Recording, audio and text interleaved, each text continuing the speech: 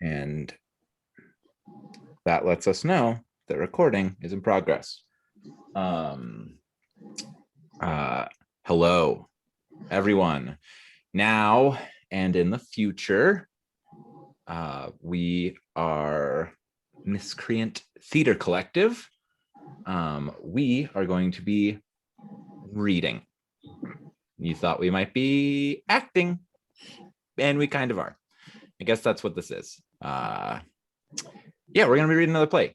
The play that we are reading today is a bit of a comedic play, bit of a serious, and everybody froze, so I'm assuming I froze. That's what happens. Hey, it's like I got brain zaps. Hard reboot. Boop. Delete everything beforehand. The play that we will be reading is titled, are we ready for my bit? It's a good bit. Okay, wait, can anybody guess the bit that I'm about to do? With the title of the play, don't say the title, but if you can guess the bit, it's a pretty easy bit. Is it a dead ringer for the title? That was a better bit than mine. Yeah, is that going to make yours worse? I believe the play we are. God damn it, Stephanie, you're too good. I don't know why you invited this kind of pressure on yourself. Oh, it's not pressure on me. I suck at everything and I know it, so it's totally fine. What's your bit, Doron? Can you say please first? Please. Cool, thanks. The play that we will be reading is titled Weekend with Bernie's Cell Phone. Hey, that's the fucking bit. I do like that. That's the fucking bit, y'all. And it was written by a woman named Sarah Ruhl. I'm trying to when I was writing this, I was trying to come up with a Sarah Ruhl. I got it. Okay. The play we are reading is titled, I didn't even do this. Yeah, so I have to restart. Okay, this is restart. Stephanie, you just said something very funny, as always. Because you are a comedic genius. So the play that we're reading today is titled Weekend with Bernie's Cell Phone. Wait, nope, it's not the case. Thank you, Sadie. It's actually titled, let me make sure, Dead Man's Cell Phone. And it was written by a woman named Sarah Ruhl and Doron Drools. There it is. That's what I had. Sarah goes to Mars, Doron goes to Venus to get more stupider. This play premiered in June of 2007. Wow, I think this is the most head shakes I've gotten in an intro. I think everybody is dismayed at my genius right now, which I am too every day. I don't know how I contain it all in my brain. This play premiered in, nope, I just signed off from another device, so everything's fucked now. Everything's fucked. I believe as Simple Plan once said, welcome to my life. Sorry, I have to set, oh, nope, I don't want that. Cool, awesome, great job, Doron. You're doing really fucking good, man. This play premiered in June 2007. I think this was right before a recession, right? So it was written in the good times. We are still in the bad times. I guess really ever since America got founded, we've been in the bad times. Happy 4th of July, everybody. Know the land that you live upon. You know what I'm saying, dogs? I'm sorry, that was fucked up. I'm sorry. I feel like shit about that one. We're gonna move forward. Just blow something up and drink a beer. You'll be fine. Yeah, that's fine. Hey, I am 90 days sober tomorrow. I'm not gonna drink a beer. I guess blows you things like that. Congratulations. There you go.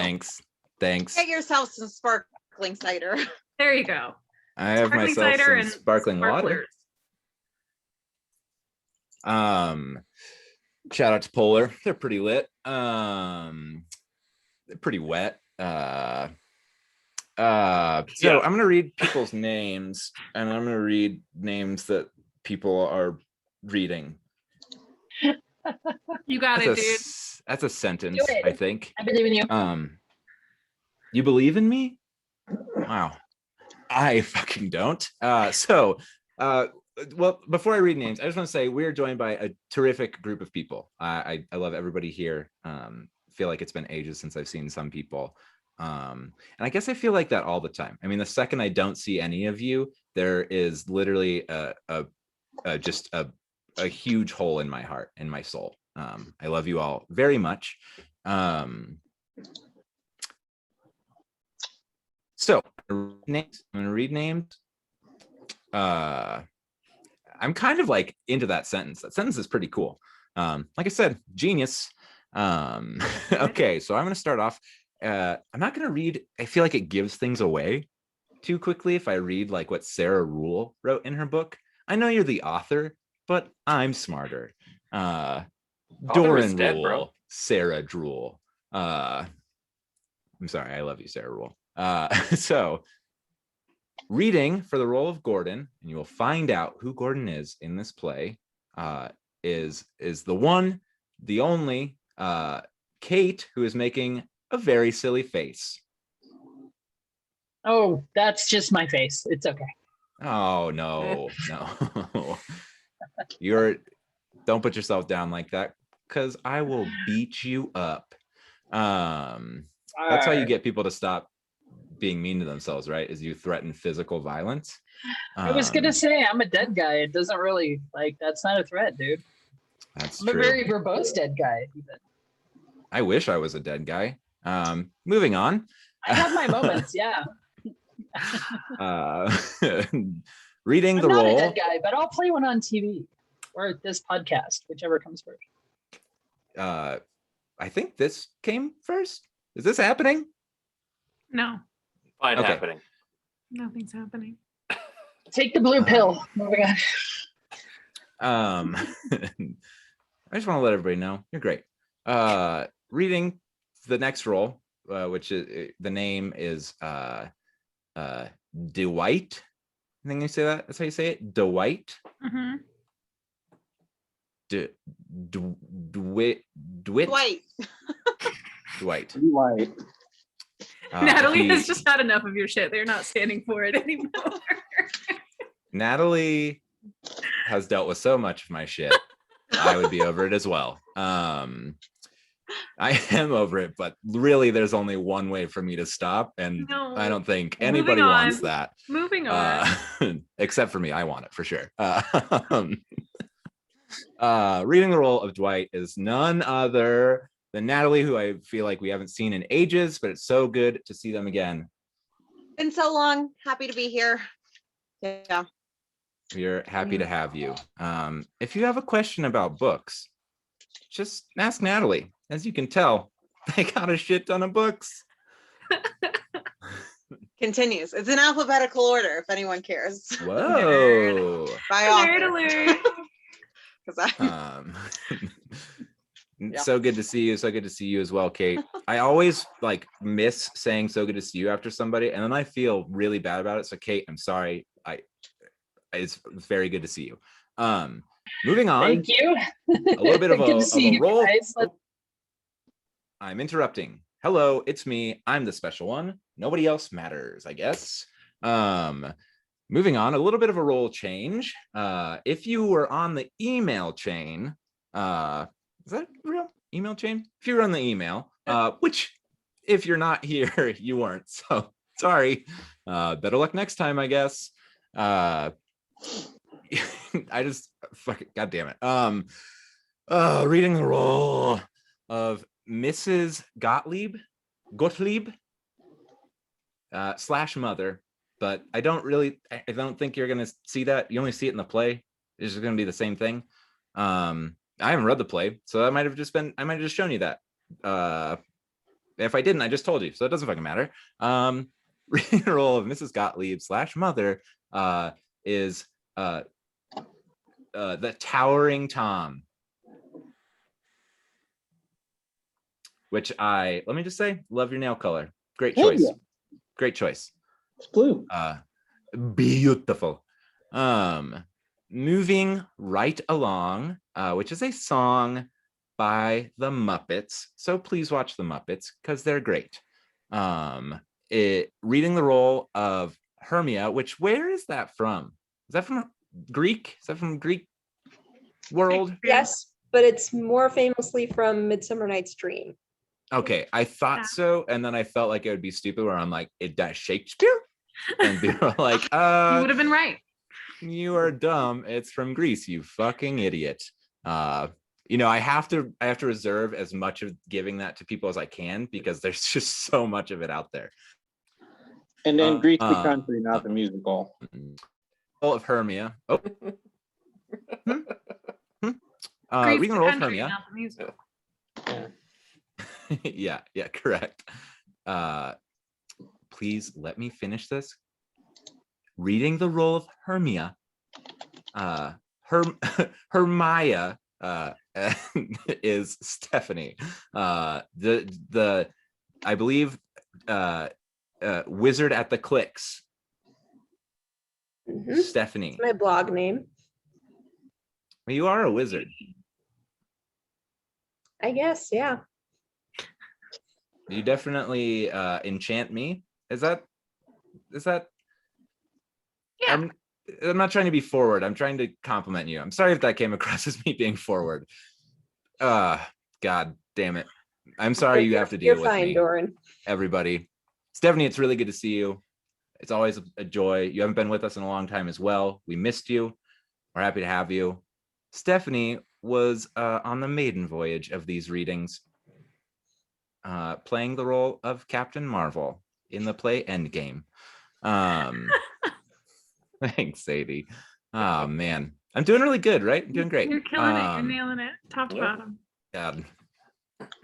Not gonna go there. So reading the role of other woman / stranger, and this I don't think you're gonna know. Maybe you will, depending on stage directions. I once again have not read the show, but I own it. Poser, what up, Poser Squad? If you a poser, raise your hand. Hey, it's me. Oh, Tom, thanks. Sadie, thanks. Okay, thanks. We're all Not posers. alone. Yeah. Um, I've also owned this play for like a really long time and haven't read fucking owned it, dog. You own that fucking play. Fucking shutout. 90-0. Reading the role of other woman / stranger is the person I've seen the most recent. Sadie. And Sadie. Hi, it's Sadie's me. been here for a couple weeks, but literally still missed her. I still missed her. It's still great to have her Well, here. we got to actually like hug in person the other day, which was pretty dope. It's true. It's true. Honestly. It was pretty lit. Let me just say. Yeah. When you feel like you can hug somebody in this world, because you might feel like that because the world kind of sucks. But when you feel that way, let me just remind you, hugs are lit. Hugs are pretty lit. The dopest thing. Whoever invented hugs deserves a raise. Fucking Pulitzer Prize, baby. They deserve some hugs. They deserve Two some hugs. hugs. Yes, Natalie. That's it. Yeah, great to see you, Sadie. Always great to see you. Thanks, Sadie. Hey, thanks. Sorry, my brain shorted out there. Last but not least in the characters, and the person that I have not seen for the longest amount of time, and literally thought I was never going to see this person again, and I was sad every fucking day about it, because this person is terrific, and they feel like they're going to be a little rusty here, but we can all agree that this person is going to fucking slay it because that's what this person does. Reading the role of Jean is Amy. That's why. Hey, Amy, so delightful to see you. We missed you. We are happy that you are a dog mom. That's part of the reason you haven't been with us. But dogs are also lit. Two things that are lit in this life. Let's say it. Hugs and dogs. Hugs. Yeah. Hugging dogs is one of my favorite activities. Yeah, that's like the ultimate. Can you kill 2 lits with 1 stone by hugging a dog? What up? So reading the role of probably the most important role, let's be real, in this show, is somebody who has just the most sultry of voices out there. So intelligent. And I don't know other compliments. I reached for them in my brain and I came up with nothing, but let me just say, I love this person. Reading stage directions, Dillon. That sounds about right.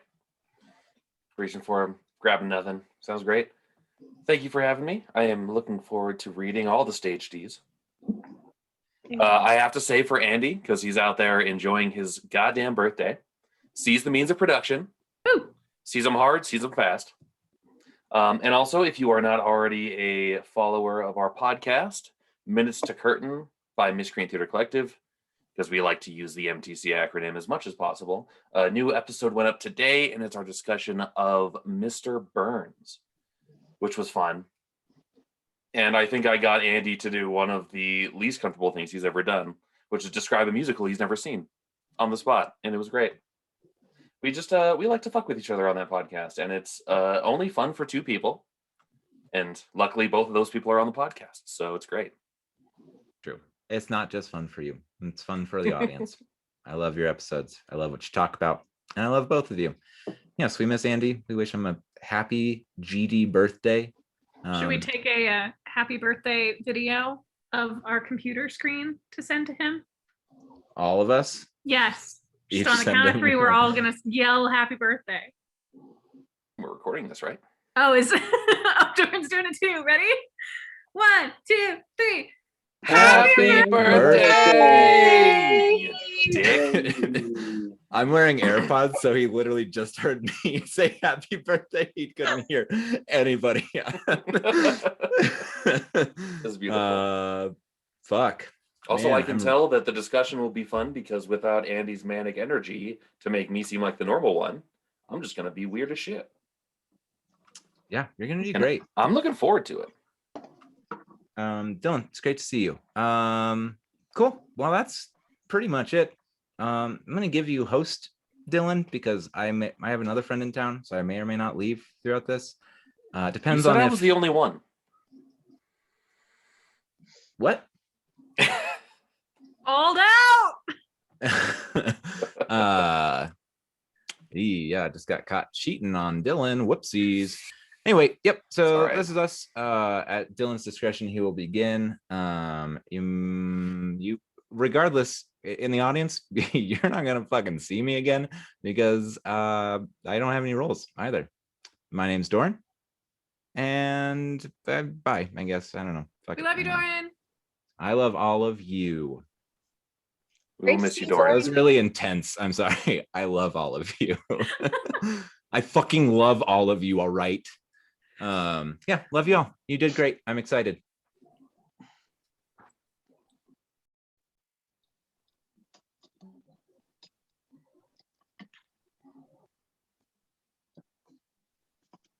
All right. Dead Man's Cell Phone by Sarah Ruhl. Scene 1. An almost empty cafe. A dead man, Gordon, sits on a chair with his back to us. He doesn't look all that dead. He looks still. At another table, a woman, Jean, sits drinking coffee and writing a thank you letter. She has an insular quality, as though she doesn't want to take up space. She looks over at the man. She stares back at her coffee. She sips. A cell phone rings. It is coming from the dead man's table. It rings and rings. The caller hangs up and calls again. Jean looks over at him. She sighs. The phone keeps ringing. Excuse me, are you going to get that? No answer from the man.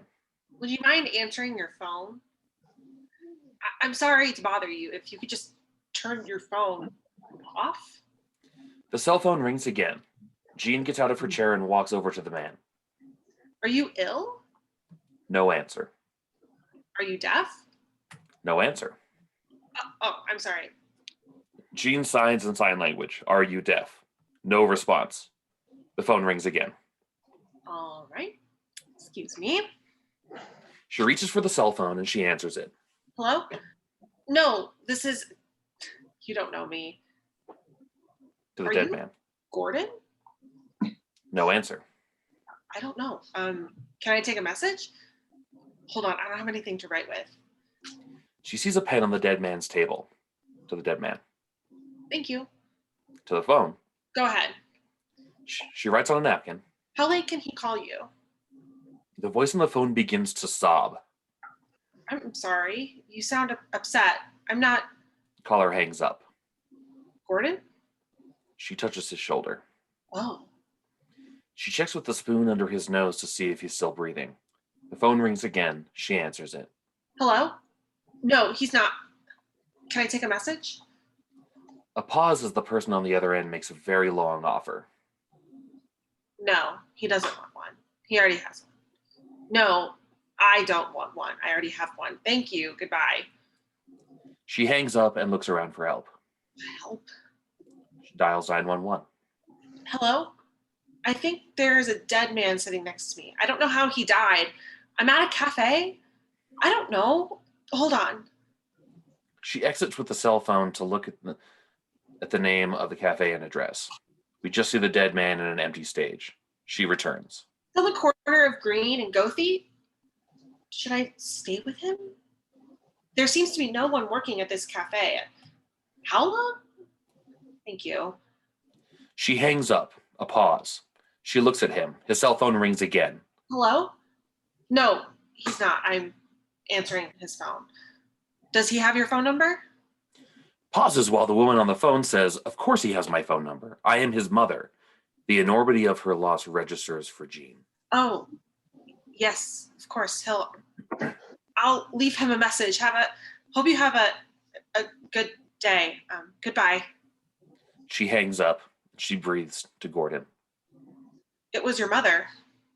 She looks at Gordon's face. It is transfigured as though he was just looking at something he found eminently beautiful.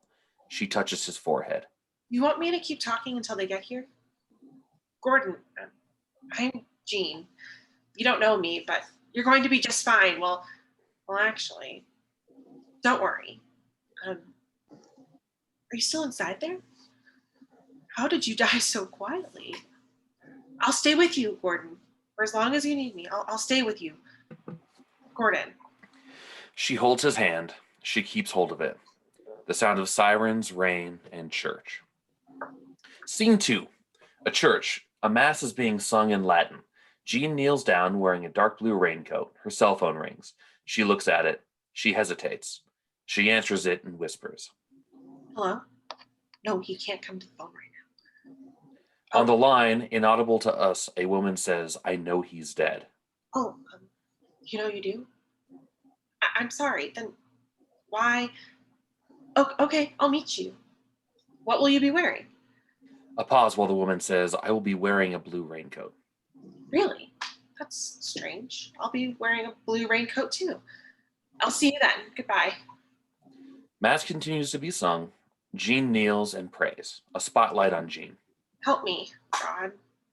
Help me to comfort his loved ones. Help me to help the memory of Gordon live on in the minds and the hearts of his loved ones.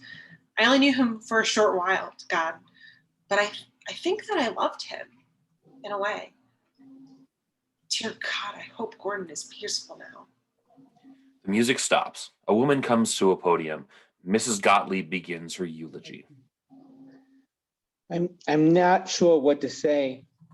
There is, thank God, a vaulted ceiling here. I'm relieved to find that there is stained glass and the sensation of height. Even though I'm not a religious woman, I'm glad there are still churches. Thank God there are still people who build churches for the rest of us so that we have some place to go when somebody dies or gets married. We have a place to... I could not put all of this in a low ceiling room, no matter the height. Could someone please turn off that fucking cell phone off? There are 1 or 2 sacred places left in the world today. Where there is no ringing. The theater, the church, and the toilet. But some people actually answer their phones and they shit these days. Some people really do. How many of you, raise your hand if you've answered your cell phone while you were quietly urinating? I thought so. My God. What was I? A reading from Charles Dickens, A Tale from Two Cities. A wonderful fact to reflect upon, that every human creature is constituted to be of that profound secret and mystery to every other. No more can I turn the leaves of this dear book, than the book should shut forever.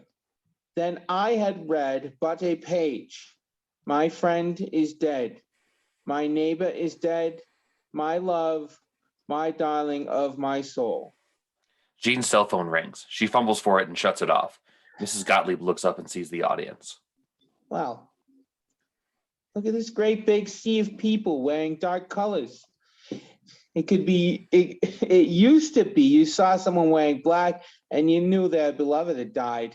Now everyone wears black all the time. We are in a state of perpetual mourning. But for what? Where was I? Gordon. Well, I've forgotten my point. Let's have a hymn. Father? A hymn. Preferably, You'll Never Walk Alone. The singing begins. Jean's cell phone rings. Jean sneaks out, covering the phone. You'll never walk alone. That's right. Because you'll always have a machine in your pants that might ring. Oh, Gordon. She sings too. Scene 3. A cafe. Film noir music. The other woman waiting in a blue raincoat. Jean enters in a blue raincoat. Hello. Hello. Thank you for meeting me. Not at all. We like the same clothes. Yes. I suppose that's not surprising, given the circumstances. I don't know what you mean. You don't need to pretend. I know. Gordon has good taste. You're pretty. I'm not. Don't be modest. I like it when a woman knows she's beautiful. Women nowadays, they don't know how to walk into a room. A beautiful woman should walk into a room thinking, I am beautiful and I know how to walk in these shoes. There's so little glamour in the world these days. It makes daily life such a bore. Women are responsible for enlivening dull places like train stations. There's hardly any pleasure in waiting for a train anymore. The women just walk in. Horrible shoes, no confidence, bad posture. She looks at Jean's posture. Jean sits up straighter. A woman should be able to take out her compact and put lipstick on her lips with absolute confidence. No apology. The other woman takes out lipstick and puts it on her lips slowly. Jean is riveted. I've always been embarrassed to put lipstick on in public. Well, that's crap. Here, you have beautiful lips. She hands Jean the lipstick. No, that's... I don't have a cold. It's not the germs. It's... Put it on. Take your time. Enjoy yourself. Jean puts on some lipstick. Well, that was disappointing. Oh, well. I'm very sorry about Gordon. You must be his friend? Gordon didn't tell you much, did he? No. Gordon could be quiet. Yeah, he was quiet. He must have respected you. He was quiet with women he respected. Otherwise, he had a very loud laugh. Ha, ha, ha! You could hear him a mile away. She remembers Gordon. You must wonder why I wanted to meet with you. Yes. You were here with Gordon the day he died.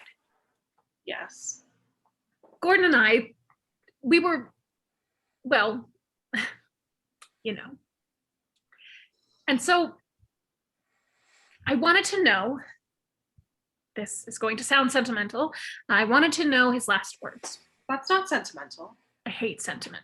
I don't think that's sentimental. Really, I don't. So, his last words? Gordon mentioned you before he died. Well, he more than mentioned you. He said, tell her that I love her. And then he turned his face away and died. He said that he loved me. Yes. I have waited for such a long time. And the words delivered through another woman. What a shit. The other woman looks away. She wipes a tear away. It's not like that. Gordon said that he loved many women in his life, but when he met you, everything changed. He said that other women seemed like clocks compared to you. Other women just measured time, broke the day up, but that you stopped time. And he said you stopped time just by walking into a room. He said that? Yes. Oh, Gordon. The phone rings. Jean hesitates to answer it. Aren't you going to get that? Yes. She answers the phone. Hello? On the other end, who is this? My name is Jean. Yes, of course. How do I get there? A pause while the mother gives directions. Jean to the other woman whispering. Sorry. The other woman shrugs her shoulders. All right, I'll see you then. Goodbye. Jean hangs up. Who was it? His mother. Oh, God. Mrs. Gottlieb? Here, let me touch up your lipstick before you go. She does. Jean puckers. Good girl. Scene 4. Jean and Gordon's mother, Mrs. Gottlieb, at Mrs. Gottlieb's house. The house smells of dry, cracked curtains that once were rich velvet. Mrs. Gottlieb wears furs indoors. I don't know why I didn't see you at the funeral. I was in the back. Would you say that you tend to blend in with a crowd? I don't know. You might wear brighter clothing or a little mascara. It was a funeral, so I wore black. Fine. That's beside the point. Gordon left his telephone to you? Yes, he left it to me. Why? He wanted me to have it. Why did you call him on the phone after the funeral? I call him every day. I keep forgetting that he's dead. I do a little errand, take out of my purse and call Gordon while I'm stopped in traffic. It's a habit. I'm very sorry. It must be awful to lose a child. It is. But when someone older than you dies, it gets better every day. But when someone younger than you dies, it gets worse every day, like grieving in reverse. I'm so sorry. I see it as my job to mourn him until the day I die. Oh, yes. Please sit down.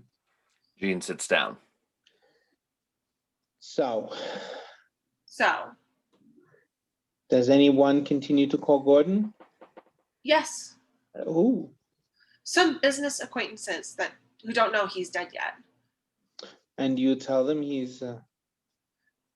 Yes, I can't bring myself to tell anyone. I understand.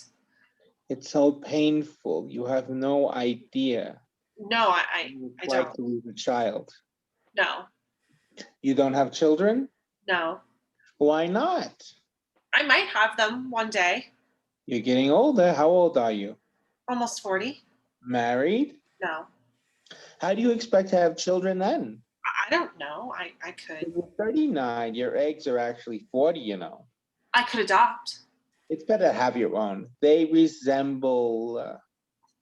it's the little ticks. The family eyebrow, Gordon's eyebrow. She makes a little line in the air, indicating his eyebrow shape. The mother tries not to cry. I'm sorry.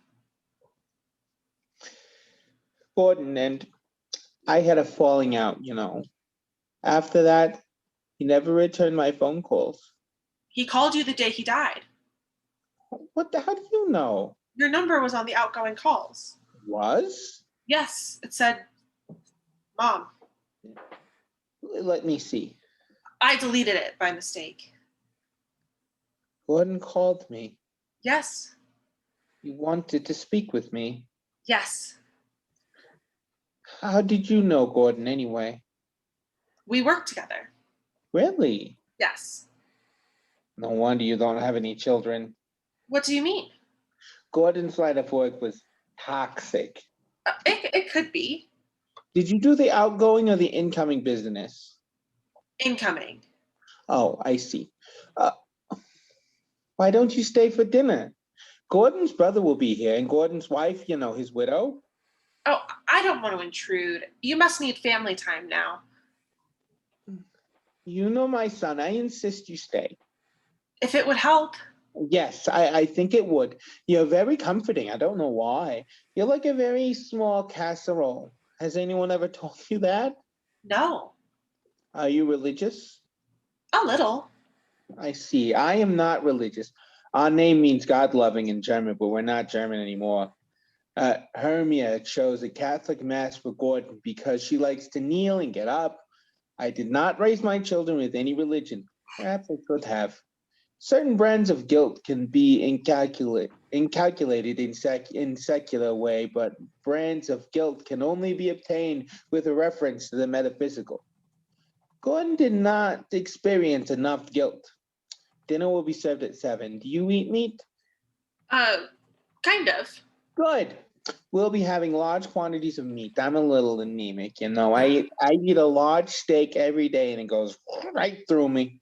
Oh, I'm sorry. So 7 o'clock? 7 o'clock. Great. I'm just going to run out for a moment. I have an errand. Very good, Gene. We'll see you at 7. Scene 5. Gordon's brother, Dwight. Gordon's widow, Hermia. Gordon's mother, and Jean. Everyone wears black except for the mother, who is in a bright red getup. A flurry of activity getting to the table. Everyone sits in the wrong spot. Place cards, place cards. Everyone moves to their assigned place, saying things like, oh, sorry, excuse me. Jean stares at Dwight. He looks so much like Gordon, but Jean doesn't want to remind anyone of Gordon's death, so she doesn't comment on the resemblance. A silence.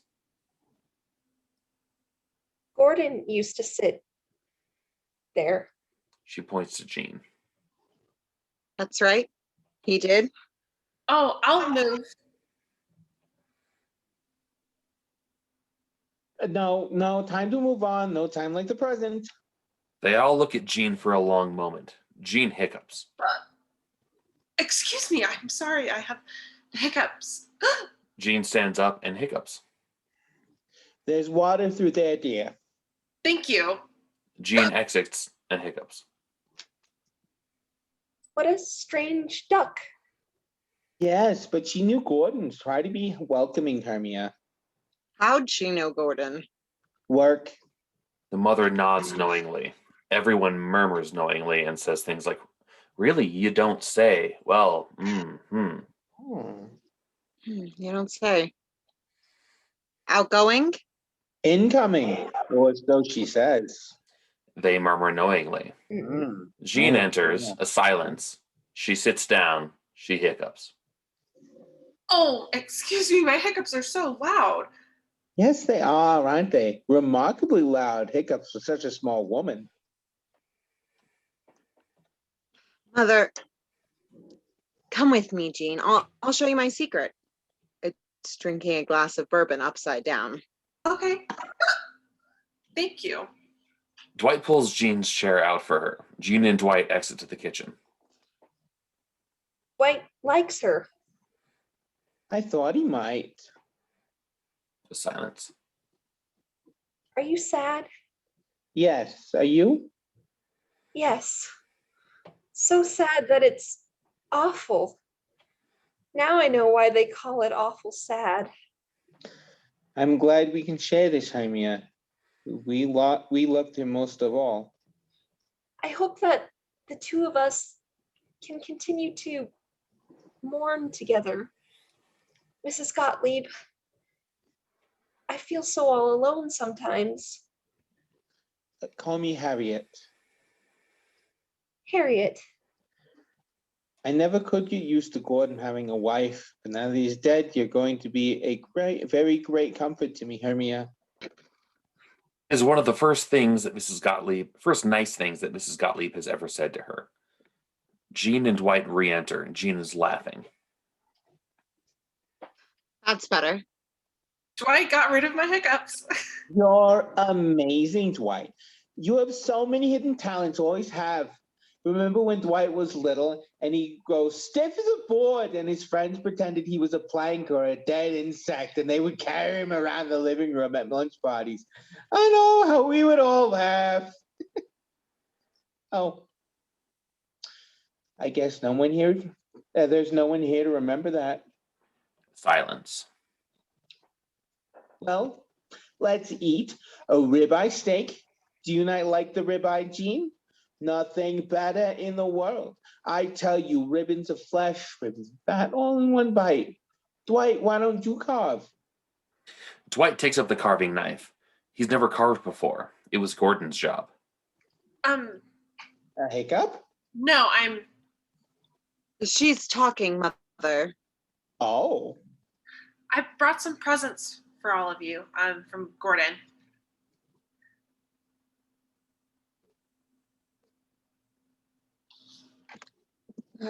You did?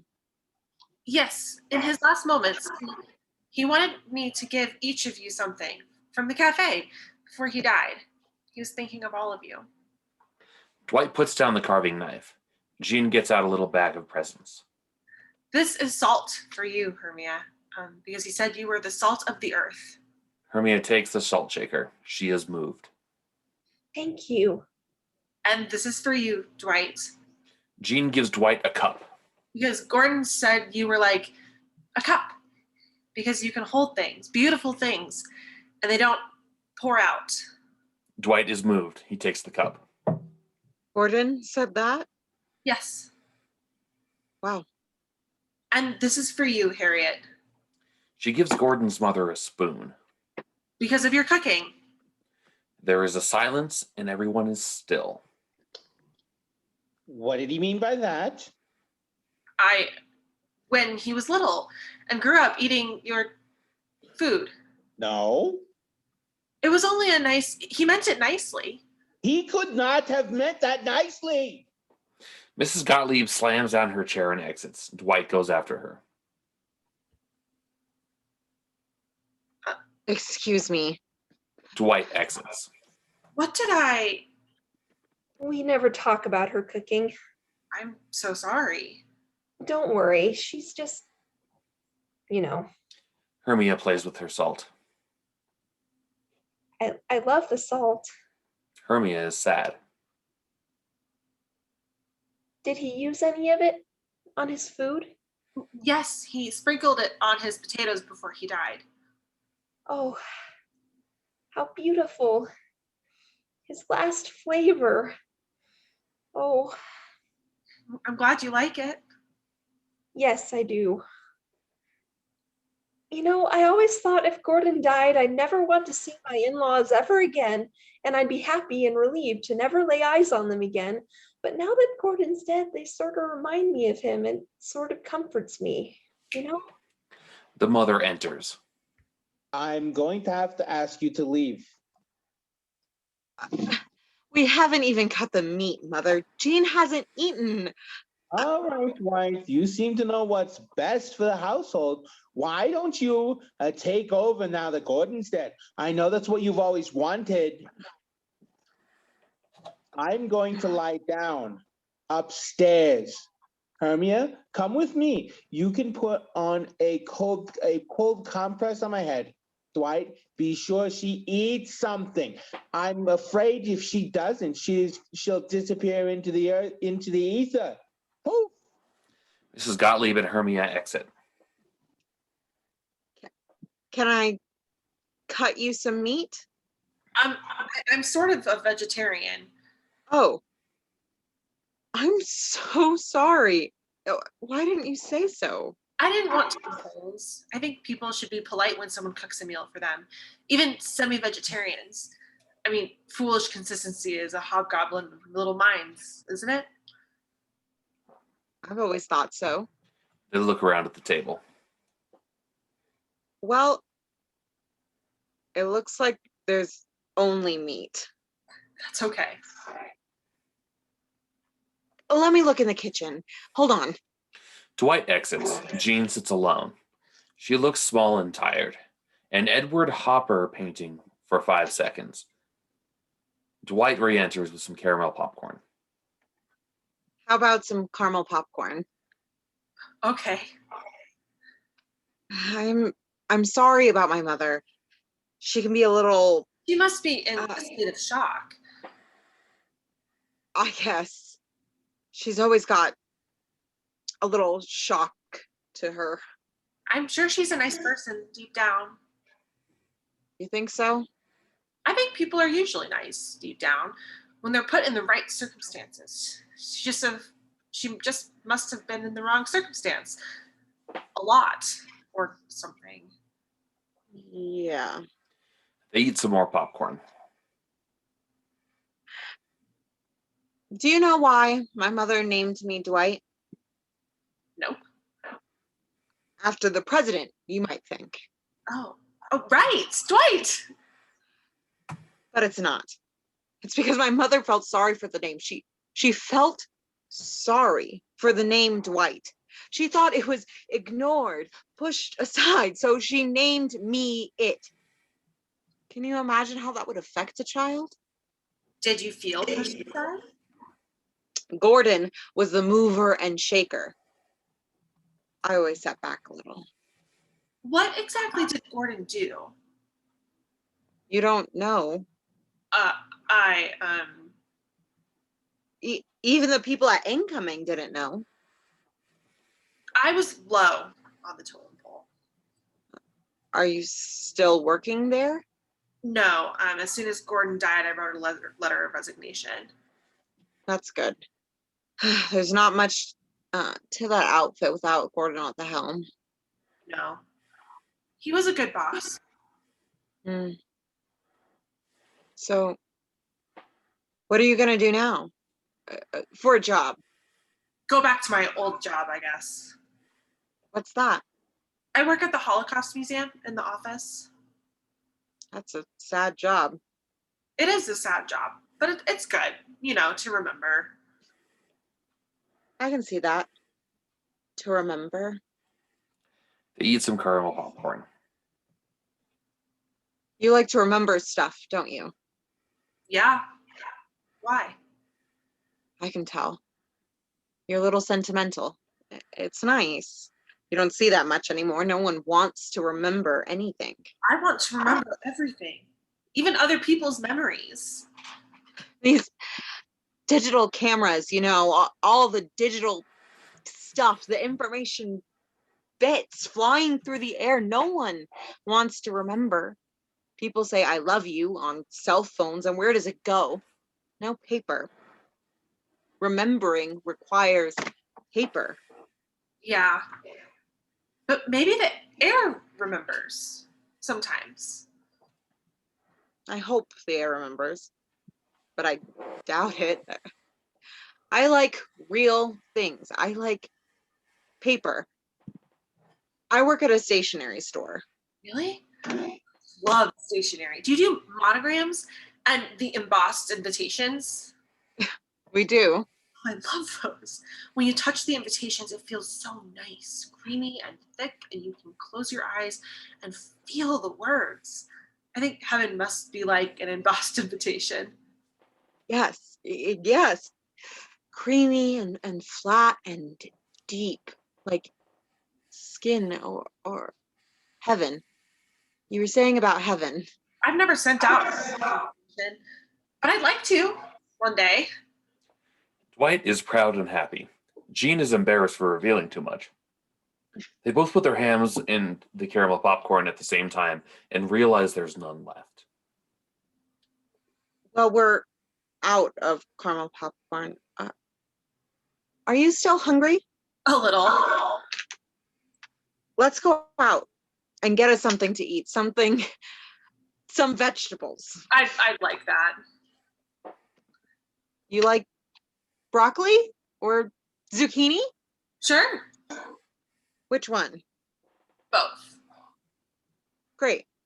We'll get some at the grocery store. Then maybe you could come see the stationery store. It's closed now, but I have the key. Okay. Mother, we're going out. Mrs. Gottlieb. She's ignoring me. She'll be fine. Strange, unidentifiable sound from far away, like a door creaking or a small animal in pain. What's that? It's Mother crying. It doesn't sound like crying. She does it different. Let's go. Scene 6. At the stationery store, the supply closet, the light is dim. Jean and Dwight are touching embossed invitations, closing their eyes. Feel this one, like a leaf. Dwight feels it. This one, branches, tablecloths, wool. She passes it to Dwight. This one is my favorite one, though. I'd like to live in a little house made of this one. She passes it to Dwight. A house made of paper. Dwight tries to build a little house out of the papers. Yeah. Oh, and this one, braided hair. Dwight touches it. Can I braid your hair? What? Okay. Dwight stands behind Jean and fumbles with her hair. Am I pulling too hard? No, that's fine. It feels nice. Pause while Dwight braids her hair. You know what's funny? I never had a cell phone. I didn't want to always be there, you know, like if your phone is on, you're supposed to be there. Sometimes I like to disappear, but it's like when everyone has their cell phone on, no one is there. It's like we all are disappearing the more we're there. Last week, there was this woman in line at the pharmacy and she was like, shit on her cell phone. And she kept saying, shit, fuck, you're shitting me. You're fucking shitting me. No fucking way, bitch. You're shitting me and I'll fucking kill you. You know, that kind of thing. And there were these old people in line and it was like she didn't care if she told her whole life. The worst part of her life in front of these people in line. It was like people who are in line at pharmacies must be strangers by definition. And I thought that was sad. But when Gordon's phone rang and rang after he died, I thought his phone was beautiful. Like it was the only thing keeping him alive. Like as long as people called him, he would be alive. That sound, that little, I know, like all these little molecules in the air trying to talk to Gordon. And Gordon, he's in the air too. And maybe they all would all meet up there, whizzing around, those little bits of air and voices. I wonder how long it would take before no one calls him again. And then he'll be truly gone. I wonder too. I'll leave his phone on as long as I live. I'll keep recharging it just in case someone calls. Maybe an old childhood friend. You never know.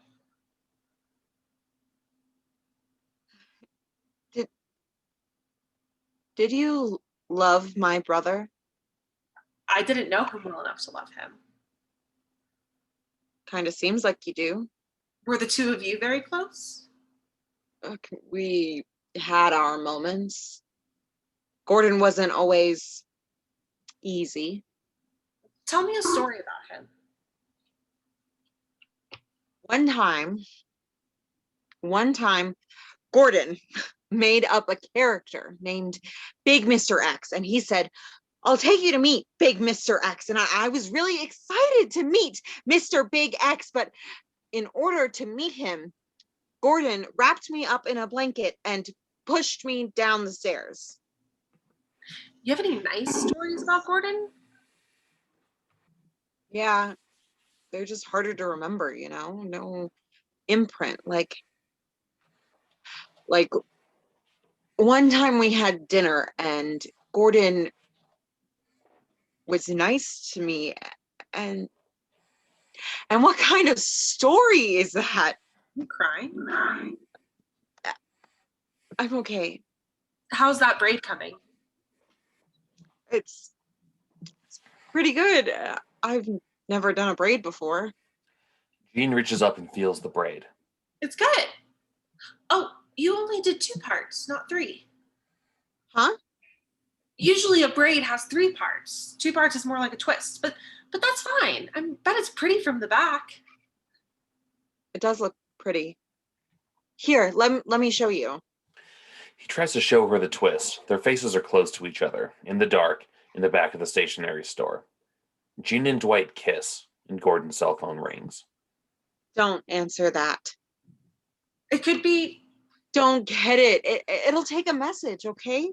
But I can't get Gordon's messages. I don't have his password. I'll never know who called.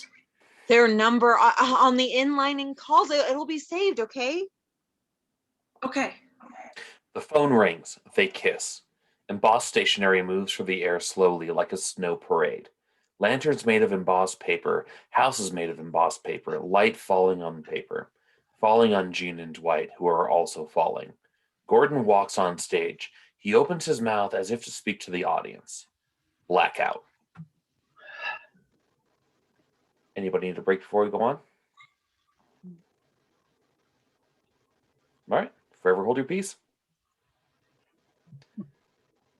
Part 2, Scene 1, the last day of Gordon's life. Gordon to the audience. I woke up that morning, the day I died, thinking I'd like a lobster bisque. I showered, I had breakfast. Hermia has a time, so she finishes her cereal just as I begin mine. Something proud and untouchable about the way she eats her shredded wheat. I rebuke in the rhythm of her chewing, the curve of her back as she finishes her last bite. Standing, washing out the bowl. Who cleans a bowl while they're chewing the last bite? She washes the bowl like this, getting rid of all the unchewed bits, no respect for the discarded. I ran to the subway. I didn't say goodbye. I didn't have an umbrella. Thought about going back for an umbrella, maybe give her an old-fashioned kiss on the cheek that would soften her face. But I remembered the curve of her impeccable back, and I forged ahead in the rain, umbrella-less. You know, when people are so crushed together in the rain in the city, so many people that no one person needs an umbrella, because one umbrella covers 3 bodies, and everyone's yelling into their cell phones, and I'm thinking, where have all the phone booths gone? The phone booths are all dead. People are yammering into their phones, and I hear fragments of lost love and hepatitis. And I'm thinking, is there no privacy? Is there no dignity? I get onto the subway, a tomb for people's eyes. I believe that when people are in transit, their souls are no longer in their body. It takes a couple of minutes to catch up. Walking, horseback, that is the speed at which the soul can stay in the body during traveling. So airports and subway stations are very similar to hell. People are vulnerable, disembodied. They're looking around for their souls while they get a shoe shine. That's when you bomb them in transit. But I didn't know that then. I was in the subway, buried in some advertisement for a dermatology office, thinking about the sale of a cornea. The way I'm talking now, this in hindsight, my mind went dermatology, cornea, rain, umbrella, Hermia's a bitch, lobster bisque. I wouldn't really say that I sell organs for a living. I connect people, see? A man in Iran needs money real bad, but he doesn't need his own kidney. A woman in Sydney needs a new kidney, but she doesn't need her own cash. I put these two together. You're a sick person. You want to deal with, you don't want to deal with red tape. You want to be put on hold. Listen to bad music on the phone for 7 years while you wait for your organs to dry out. Is that love? No. Is that compassion? No. I make people feel good about their new organs. I call it compassionate sophistication. There are parts enough to make everyone whole. It's just that the right parts are not yet in the right bodies. We need the right man to redistribute. One umbrella covers 3 bodies. Truth for its own sake. I've never understood the concept. Morality can be measured by results. How good do you make people feel? You make them feel good, then you're a good man. You make people live longer. Great. It's my job to stop executions in China. I don't have that power. What I can do, however, is make that these miserable fucks who die for no good reason have a reason. I make sure their organs go to someone who needs them. There was this surgeon I knew who did organ extractions in China, a highly trained surgeon. He couldn't stand it after a while. Political prisoners, not even dead yet, made him sick. Now he's a sushi chef in Jersey. I showed up one day at his counter. I ate his hamachi. Excellent. I don't dip my sashimi in soy sauce. Sushi is for adults. You want to really taste your sushi. Taste it. Don't drown it in soy sauce. That's for children. I enjoyed my food in silence. I thanked him in Chinese. He looked a little startled. People assume he's Japanese. I said to him in Mandarin, you don't want people to know what's your old line of work. Neither do I. Left it at that. Ate my sushi. You can tell when tuna's either slice it from the belly or from the tail end. He always gave me from the belly. It's the good part. But that day, the day I died, I didn't want to eat something that reminded me of body parts. I woke up in the morning wanting a lobster bisque. So I get off the subway, go to the cafe, the place I always go. A familiar guy behind the counter, a giant with really huge knuckles. I said, I'll have the lobster bisque. He said, sorry, we're out. I said it was a casual, everyday thing to be out of lobster bisque on the day I was gonna die, as though I could come back to the following week, or as though I could come back on the following week. It's as though we're a friendly, careless matter. Sorry, we're out. So I said, did you have any 10 minutes ago? And the giant said, yes. And I said, is anyone at this restaurant currently eating a lobster bisque? And the giant said, well, yes. Who? And he pointed to a woman on the counter, a palish woman, sort of nondescript. So I say, I will buy her a bowl of soup. What? He says. I take out my wallet. I pull out 100. Then I see it. She is tilting the bowl to the side to scrape out the last bite. I watch it go into her mouth. Slow motion. Son of a bitch, I say. I'll have the lentil. I'm used to getting what I want, but today is not my day, so I have the lentil. Lentil soup is never that great. It's only ever serviceable. Doesn't really make your mouth water, does it? Lentil soup, something watery, something brown, and hot carrots, like death. Serviceable. A little mushy and warm in the wrong places. Not as bad as you think it's going to be, but not as good either. Suddenly, I feel my heart compressing, like a terrible bird in my chest. I think I'm finally being punished.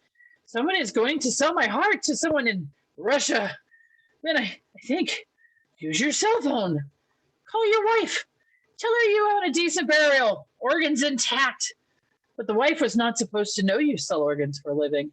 So just call the wife and say goodbye. No, she doesn't love you enough to make the right tone of voice on your deathbed. The kind of voice you'd like to hear. Indescribably tender.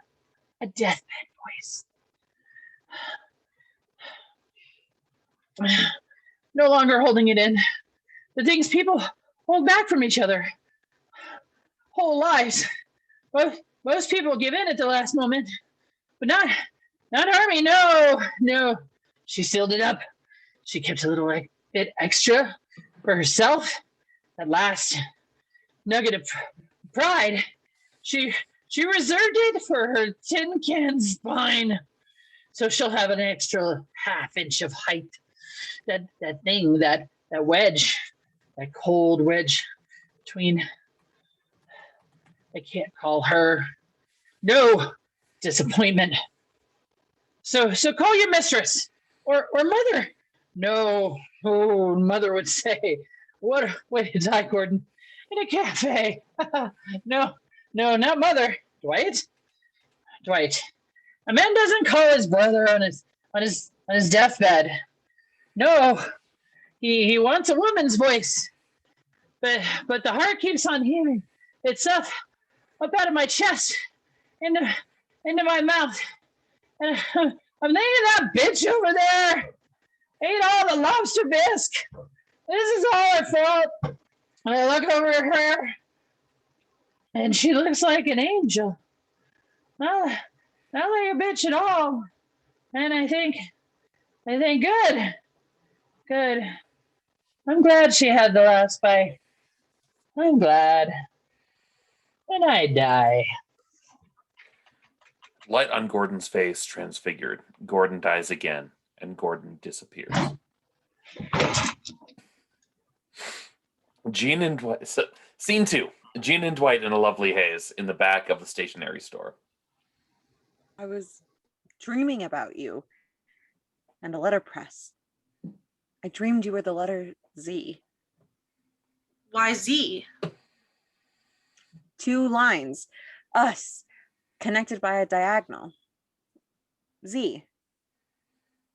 Oh, Dwight. If we are ever parted and can't recognize each other because of death or some other calamity, just say the letter Z to me. It'll be our password. Z.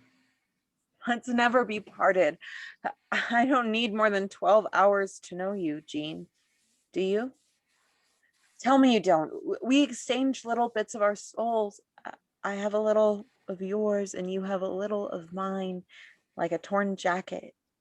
You gave me one of your buttons. I I love you, Jean. The phone rings. Don't get that. It'll just take a second. Hello? Are you sitting down? This might come as a very great shock to you, but Gordon has passed away.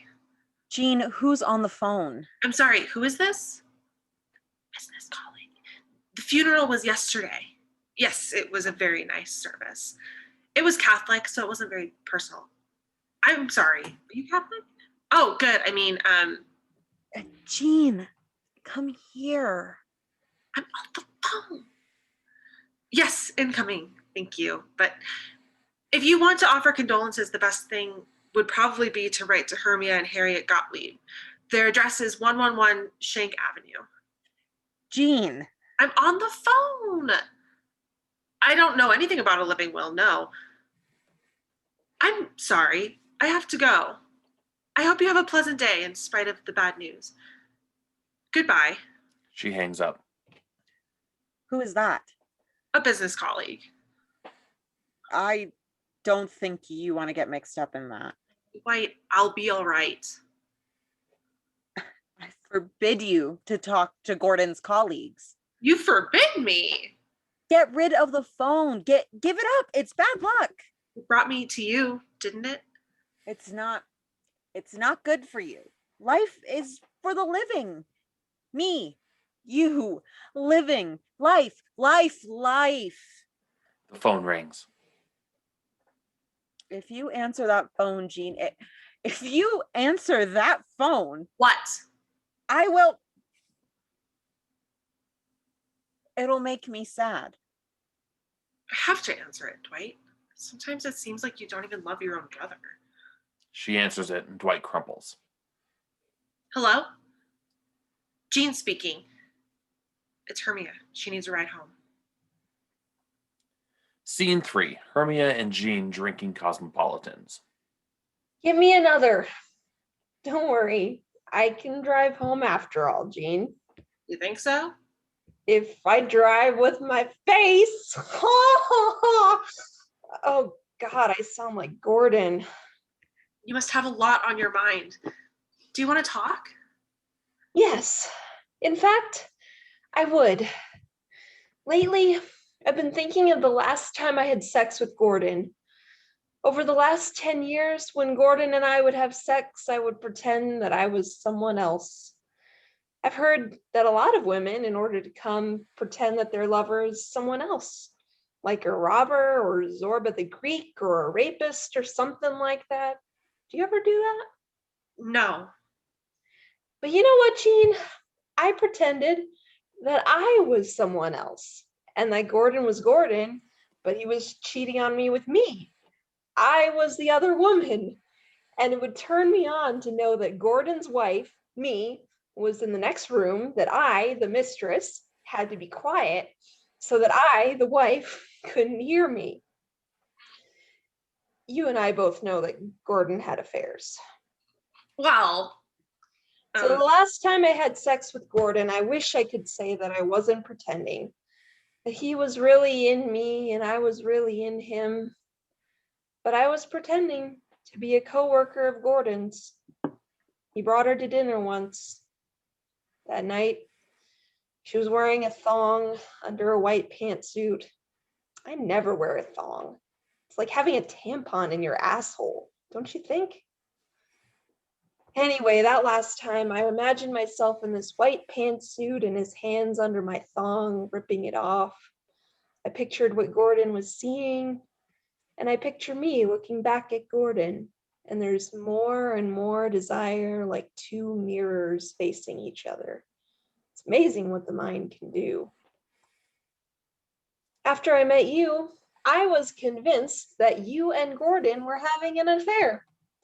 So after dinner, I was, and I pretended to be you, and it worked. Isn't that a riot? that's, I wouldn't normally tell you that, but I've had a lot to drink at this point. you should know that I didn't have a sexual relationship with your husband. Then why do you have his fucking phone? I was the last one with him. And why was that, Jean? A coincidence. Gordon didn't have coincidences. He had accidents. There's a difference. The phone rings. Give that to me. She rips the phone out of Jean's hands. Missed the call. Is his picture of the Pope still on it? From a business trip to Rome? Those mobs at the Vatican waving their cell phones, stealing an image of the Pope's dead face, and Gordon among them. I can still hear him laughing. I have the Pope in my pocket. There it is. Dead Pope. Oh, I feel sick. The phone rings again. I'm going to bury it. Like the Egyptians. No. Jean gestures for the phone. The phone keeps ringing. Yes, in the ground with Gordon. There was this Belgian man very recently in the news, and the undertakers forgot to remove the cell phone from the coffin, and it rang during the funeral. Just went on ringing. And the family is suing for negligence, Jean, for negligence. You have to bury it, see? To bury it very deep so you cannot hear the sound. The phone stops ringing. Are you ever in a very quiet room all alone and you feel as though you can hear a cell phone ringing and you look everywhere and you cannot see one, but there are so many ringing in the world that you must hear some dim echo? Nothing is really silent anymore. And after a death, an almost silence, you have to bury it deep. I'm sorry, Hermia, but I can't let you do that. Gordon wanted me to have his phone. Hermia hands Jean the phone. Do you know what it's like marrying the wrong man, Jean? And now, even if he was the wrong man, still, he was the man.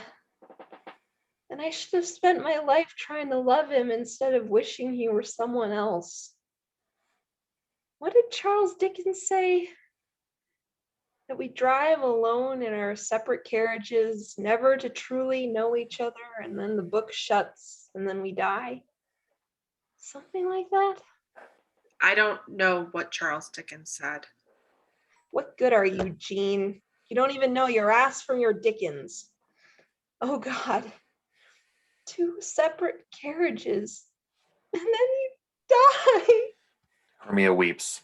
Hermia, there's something you should know. Gordon wrote you a letter before he died. There were different drafts on napkins, all crumpled up. The waiter must have thrown them out after the ambulance came, but I read one of the drafts. What did it say? I forget exactly, but I can paraphrase. It said, "Dear Hermia, I know we haven't always connected every second of the day. Husbands and wives seldom do. The joy between husband and wife is elusive, but it is strong. It endures countless moments of silent betrayal, navigates complicated labyrinths of emotional retreats. I know that sometimes you were somewhere else when we made love.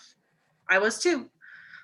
But in those moments of climax and when the darkness descended and our fantasies dissolved into the air under the quickening heat of our desire, then we were in the room together. And that's all that matters. Love, Gordon."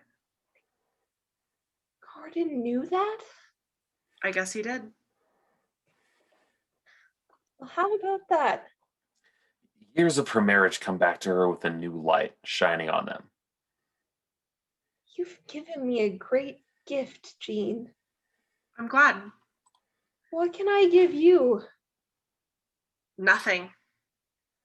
You gave me back 10 years of my marriage. You see, after I learned that Gordon's business trips to Rome equaled him trafficking organs, I couldn't bring myself to. People never write into Cosmo about how sexual revulsion can be caused by moral revulsion. They just tell you to change positions. Organs. Oh yes, Gordon and his organs. That's funny. Gordon rhymes with organs. How is it I never noticed that? Gordon, Gordon. Same letters too. O-R-G. And there's no D. And God in the middle. Oh, I feel sick. Gordon sold organs. I thought you were an incoming. I was. And you didn't know what was in the packages? No, I guess I didn't. That's funny. Well, I'm sorry to ruin your illusions about Gordon. I was never supposed to know. I told my friends he was in waste management. I remember one sad case. Gordon convinced a Brazilian man to give his kidney to a woman in Israel. Gordon paid him $5,000 cash. Gordon probably made $100,000 in the transaction. He bought me a yellow diamond. I think they look like something you'd find in a candy machine, but they're very rare. So the man returned to Brazil, kidneyless, and then his money was stolen from him at the airport in Rio. Can you imagine? He wrote these sad letters to our home. He would draw pictures of his lost kidney. It looked like a broken heart. Oh. The phone rings. Jean and Hermia look at each other. Jean chooses to answer it. Hello? She is cut off. She listens for a while. Film noir music. She hangs up. They said they have a kidney from Brazil. Go to South Africa, to the airport. I'll be wearing a red raincoat and hung up. I have to go to South Africa. What? I'll make up for Gordon's mistakes. Too late, Jean. The kidneys, the corneas, the skin, they're the rings on my fingers and the fixtures in our bathrooms. What's done is done. Someone is waiting for a kidney, Hermia. Tell Dwight I'll call him from Johannesburg. What? Jean, do you own a gun? But Jean is out the door. Scene 4. At the airport in Johannesburg, Jean waits. A stranger enters, the other woman who is disguised completely androgynously with a different accent from the one she had before. She now has an Eastern European accent, whereas before she had a vague, subtle, worldly, and wholly identifiable accent of a beautiful woman who travels constantly between the city capitals of Europe and South America. Film noir music. The stranger wears a red raincoat and sunglasses. The stranger takes her cell phone out and dials a number. Jean's cell phone rings, and she answers it. Hello? Hello, I'm right behind you. Don't look at me. Jean turns back. They remain on her phones, even though they are in close proximity. Place the money on the lost luggage counter, then hang up and place your phone on the lost luggage, as though it is an afterthought. Then check your watch, look distracted, look up at the departure screen, and get back on plane to your own country. Actually, we're in a bit of a pickle. In our country, you can only give away our organs for love. I mean, I'm not saying our country is great or anything, because at the moment, well, you know. But in terms of organ laws, it has to be love. It's a strange law, right? But because how can you measure love? I'm not sure you can measure love. In any case, if you're willing to give away your kidney for love, then we're still in business. If not, I am willing to give my kidneys away instead of yours. What? That's right. It was so good of you to offer. I'm sorry I have no money to give you. I did make something for you, though. It's just a token. It's a lamp in the shape of a kidney. It says, I was willing to give you away so that someone else shall live. So that when you turn it on. Jean pulls out a paper mache lamp. Hang up the phone. I'm coming over. They hang up their phones. The stranger approaches. There are numbers stored on that phone. I need them. You can't have it. I advise you to hand it over quickly. No, I won't. I won't. Hand over the phone or I will kill you. That's absurd. You can't have it. Stranger pulls a gun. You know nothing of Gordon's work, do you? It's big business. I'm afraid you are over your head. You're in over your head. No, I'm afraid you're over in your head. Jean kicks the gun out of the stranger's hand. Jean kicks the stranger on a special part of her leg so that she crumples to the ground. Whoa. A struggle for the gun. Perhaps an extended fight sequence with some crawling and hair pulling. The stranger grabs the gun and points it at Jean. I didn't want to have to do this, Jean, but you are forcing my hand. The stranger hits Jean in the head with the gun. Jean falls to the ground. The lamp falls and breaks. A flash of light. Scene 5. Jean and Gordon sitting at a cafe, as if we were at the top of the play. You might imagine taking gestures from the very first scene and repeating them in the following, as though Jean and Gordon are doomed to repeat their first encounter over and over again for eternity. Jean sitting in the front of a bowl of empty soup. Silence.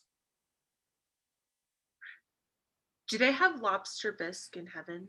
She looks up at Gordon. You're on mute. You're muted, Kate.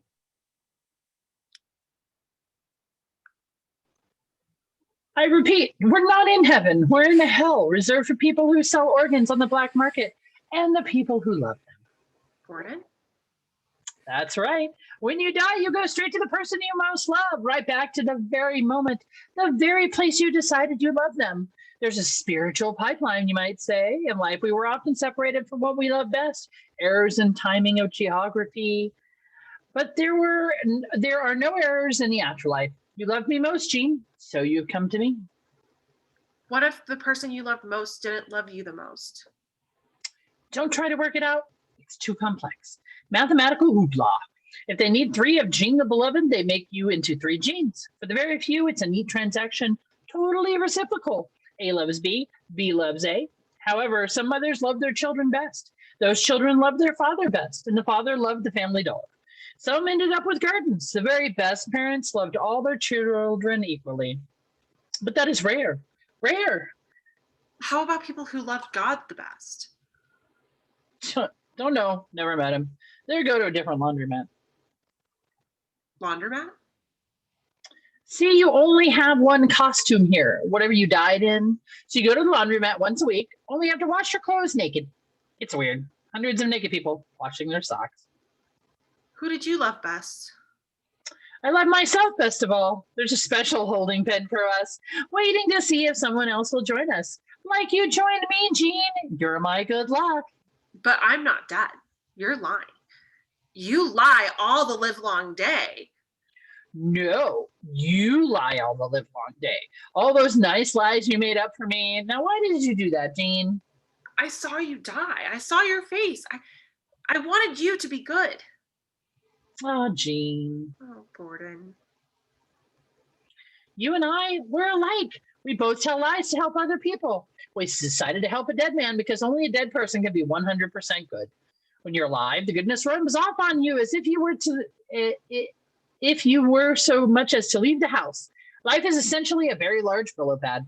But I digress. The point is, Jean, we're 2 peas in the proverbial pod. Incoming calls, outgoing organs. We're all just floating receptacles waiting to be filled with meaning, which you and I provide. It's a talent, and I admire you. No, we are not alike. You made people into parts, into things. Don't you feel bad about that? I feel done with it. That's all. Money and organs and trade up here. It's just roadkill of the mind. I'm done with organs. Didn't even donate mine. They're all intact. I never signed that little thingy on my driver's license. Felt like a suicide note to sign it.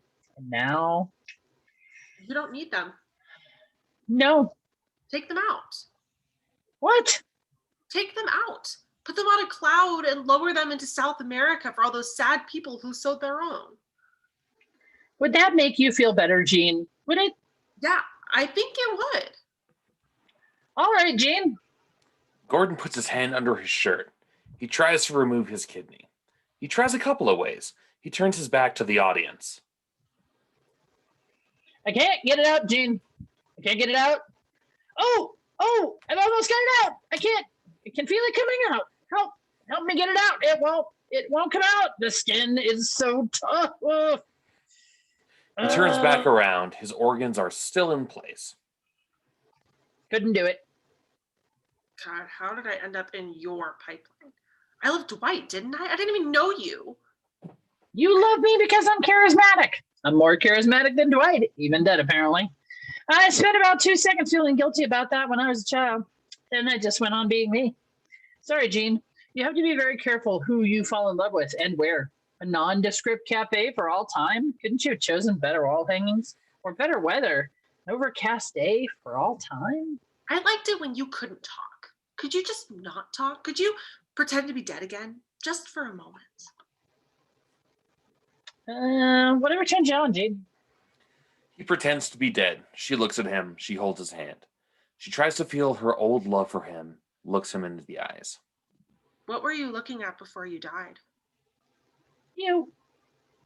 Me. Yes, you were eating the last bite of my soup. But I wanted you to have it. That's why my eyes look so nice. I was giving you my last bite.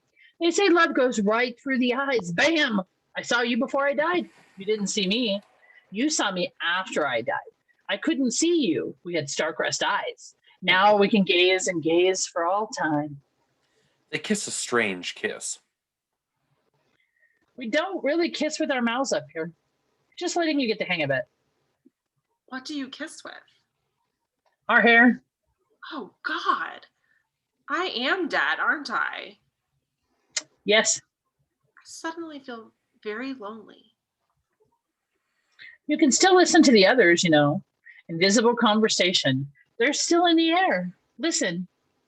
A recording of Jean. Should I stay with him? There seems to be no one working at this cafe. You can hear cell phones here? Oh, yes. The only communication device God didn't invent was gossip. And that's the most advanced technology to date. It's what they call the music of the spheres. Listen. A cell phone ballet. Beautiful music. People moving through the rain with umbrellas talking into their cell phones. Fragments of lost conversations float up. Jean listens. Then Mrs. Gottlieb appears. Of course he has my phone number. Oh.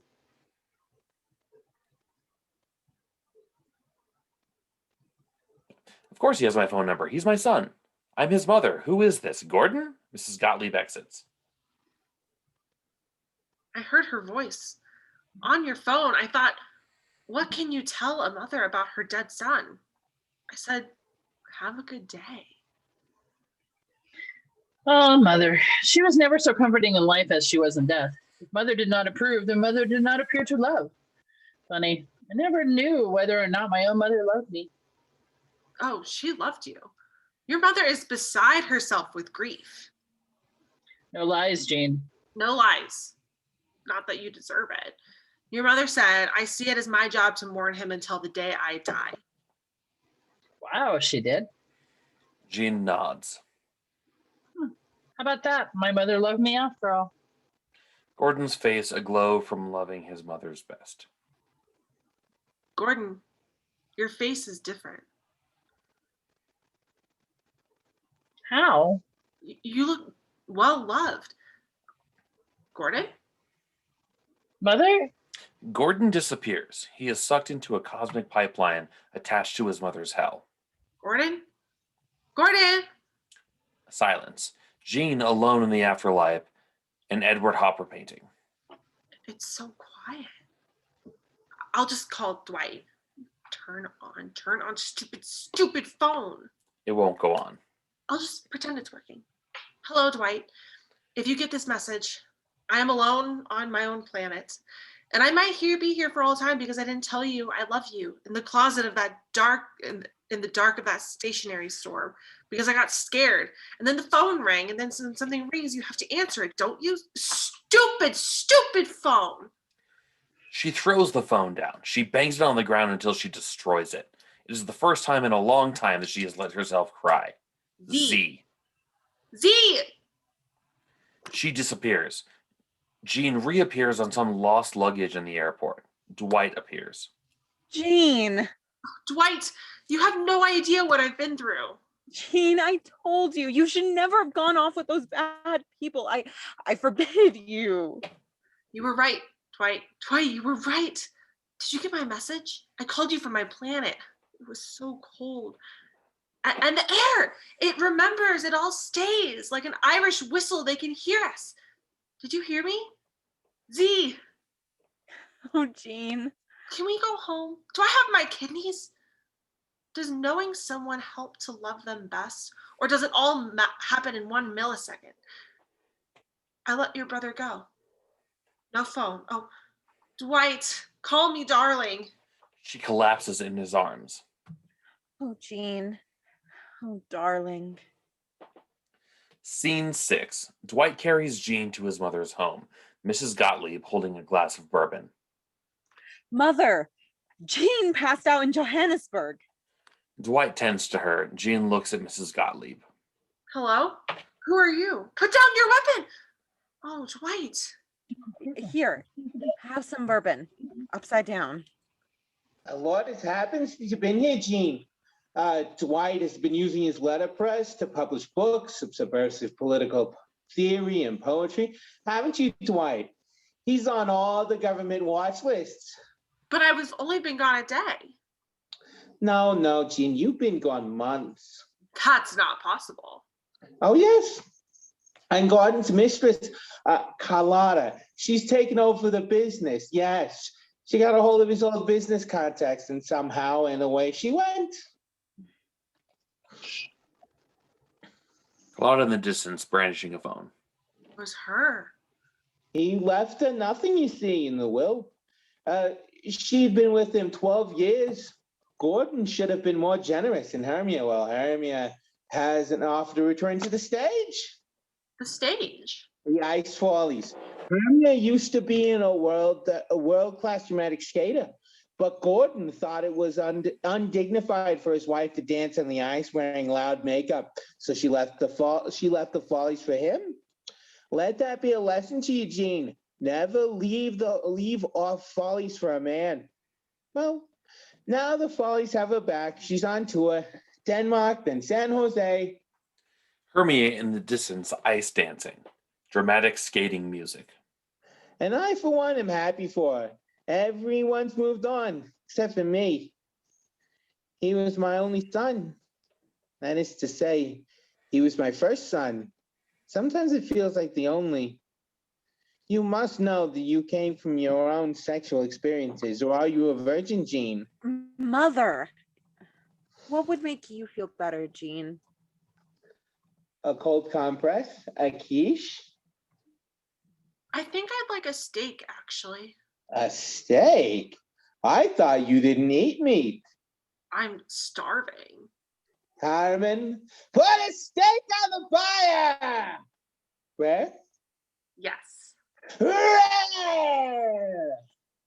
You know, I tried to call Gordon, but his voice is no longer on the outgoing message. I call his old number and no voice. And somehow now, I feel like he is truly dead. I have something to tell you, Mrs. Gottlieb.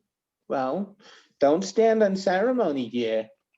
Gordon's gone up to the pipeline to spend eternity on your planet since it seems you loved him most. What? It's hard to explain. You won't understand until you die. You've seen Gordon. Oh, yes. That's where you've been? Yes. And he's waiting for me there. In heaven? It's kind of a heaven, I guess. There are these laundromats. Laundromats. Oh, that's you.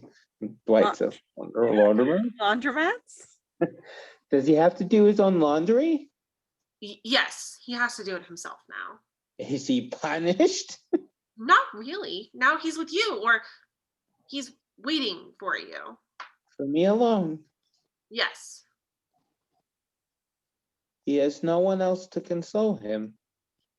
No. Look at Gordon. Gordon, I'm coming. Together we'll play all the games we played when you were little. Hush, little wormy worm on my arm. We'll get a spider to calm you down.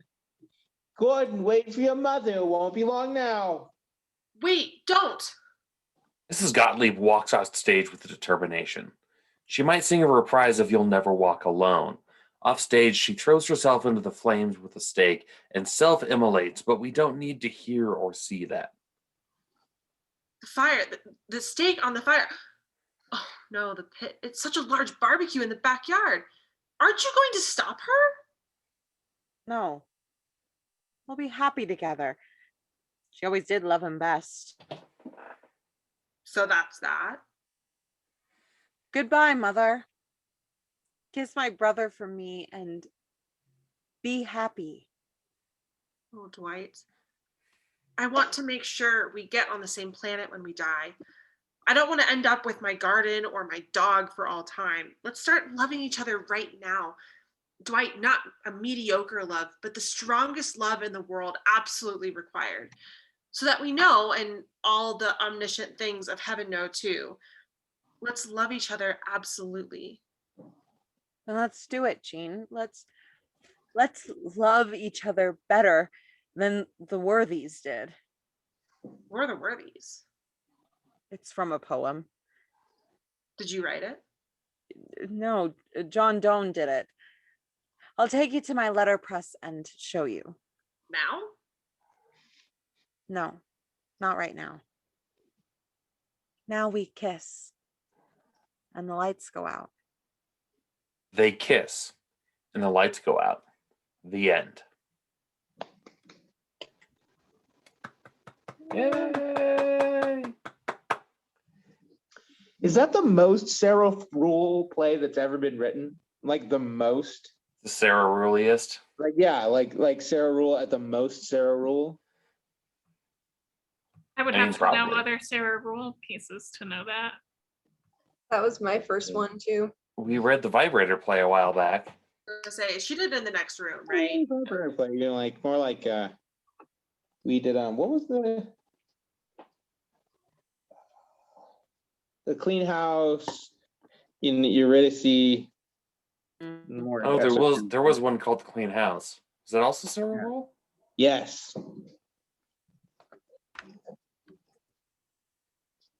Oh, Doran's back. Doran's back. Freshly showered and shaved, baby. Weird. It's like a different person.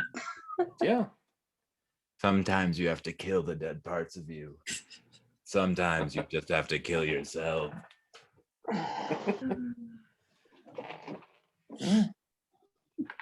Great job, everybody. Great. Great job. Thank you. I listened to you all while I showered. Key. That's creepy. Oh. I couldn't help it. You all were so good. I mean, it's weirder if you listen to us while we showered. That is true. That is true. Valid. Yeah. So that was a great reading. Applause to everybody. That was beautiful. I agree. Discussion to follow for people who are into it. I've never led a discussion before, so it's destined to be a shit show. No, and I am looking forward to the feedback. But take a 5-minute break. Come back at I've got 9:18. Come back at 9:25, and we'll discuss. Is there anybody who needs to bounce right now so we can all tell you how much we love you before you go? I gotta go, guys. Yeah, Amy. I gotta run. I gotta be up early. Amy, Kate, Sadie, love you all. You did great. All right. Love you guys. Way to Our nail love it. for you is immeasurable. Good job, guys. Bye, friends. Always fun, y'all. Someday I'll great. meet you all in person. Great performances. Ah. All beautiful. Take All right. care. Stay safe out there. Bye. Kate. Take a step out, and we will be back in roughly 5. All right. You're roughly 5. Sounds good. Yes. A rough 5. So it is.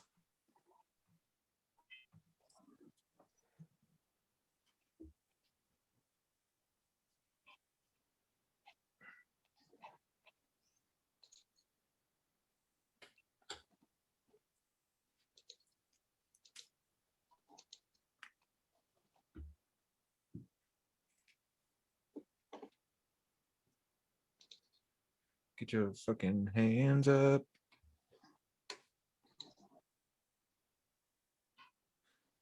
All eyes on me. All eyes on me.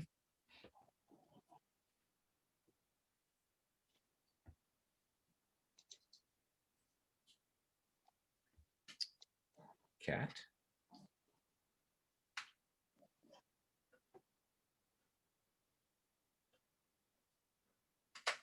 Two cats.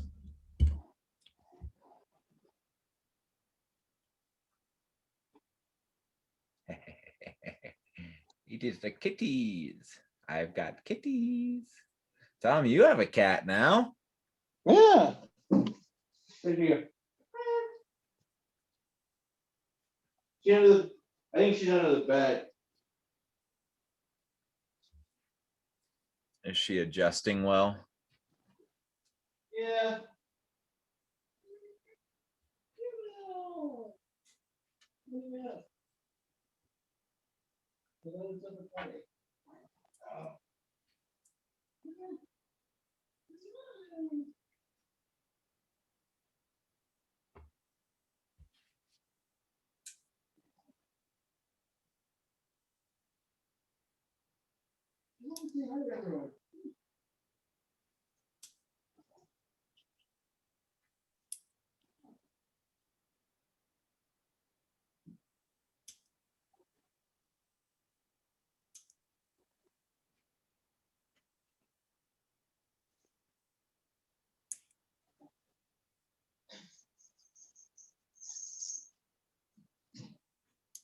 Say hi.